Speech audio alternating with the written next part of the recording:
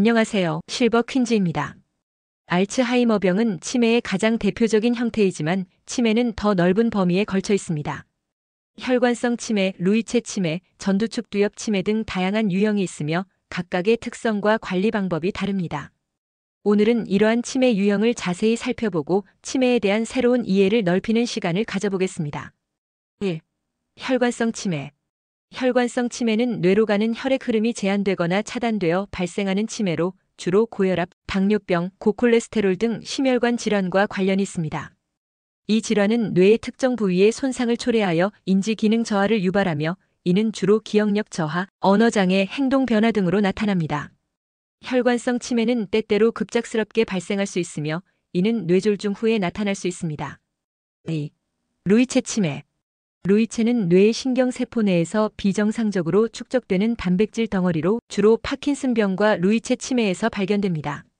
루이체는 알파-시누클레인이라는 단백질이 주로 구성되며 이는 신경세포의 기능을 방해하여 다양한 신경계 문제를 유발합니다.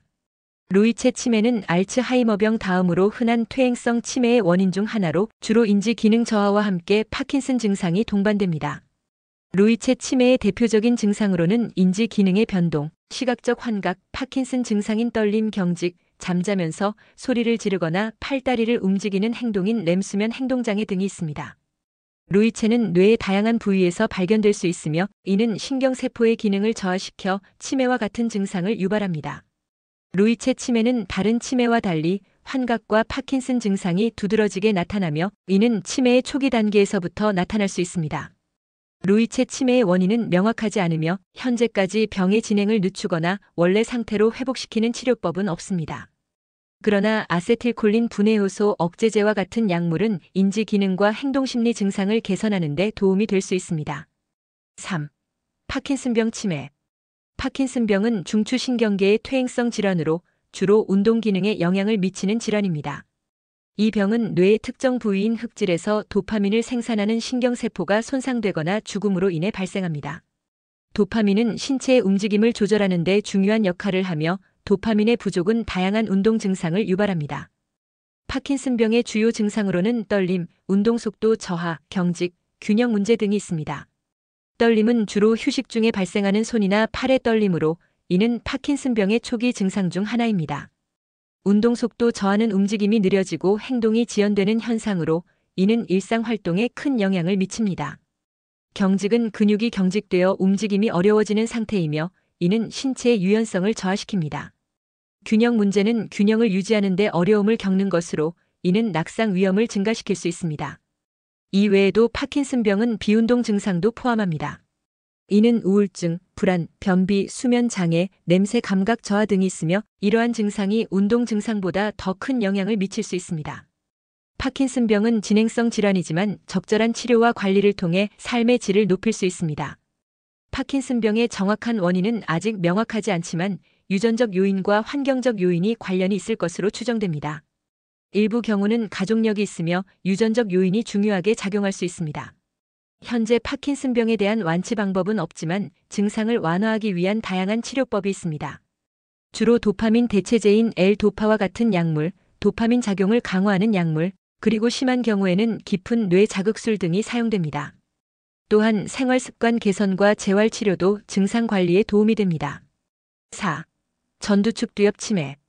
전두축두엽 치매는 뇌의 전두엽과 측두엽의 손상을 초래하여 행동, 언어, 인지 기능에 영향을 미치는 치매입니다. 초기에는 행동 변화나 언어 장애가 나타날 수 있으며 이는 사회적 규범을 이해하지 못하거나 언어 이해력 저하 등으로 표현됩니다. 5. 혼합형 치매. 혼합형 치매는 여러 유형의 치매가 동시에 발생하는 경우로 주로 알츠하이머병과 혈관성 치매가 함께 나타납니다.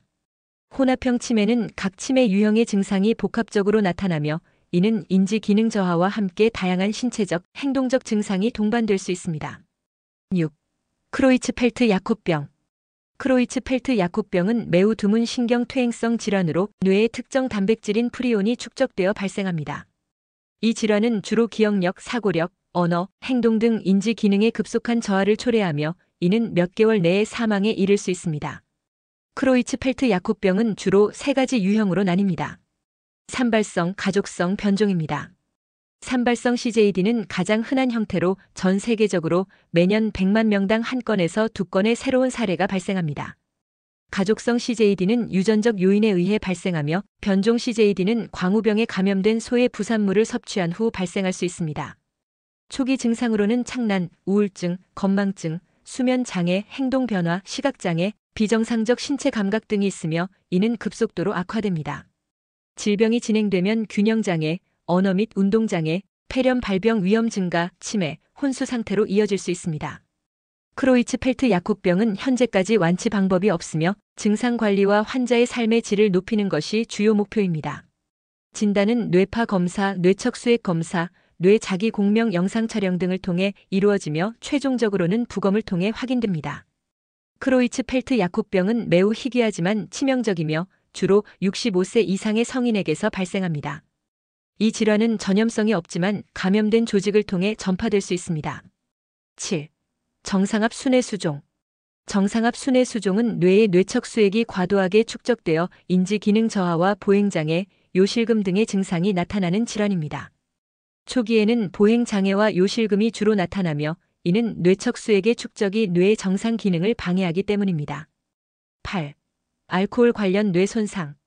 알코올 관련 뇌 손상은 과도한 알코올 섭취로 인한 뇌 손상으로 이는 인지 기능 저하와 행동 변화가 발생할 수 있습니다.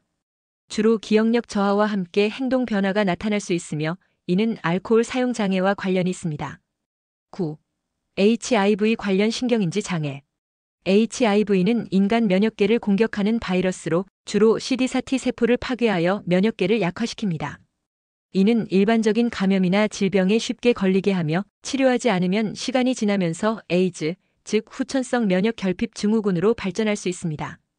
에이즈는 HIV 감염이 면역계를 심각하게 약화시켜 발생하는 상태로 이는 다양한 기회 감염과 암에 취약해집니다. PIP는 HIV 감염을 예방하기 위한 약물로 HIV에 감염되지 않은 사람에게 주로 사용됩니다. PIP는 HIV 바이러스를 억제하여 감염을 방지하는 데 효과적입니다.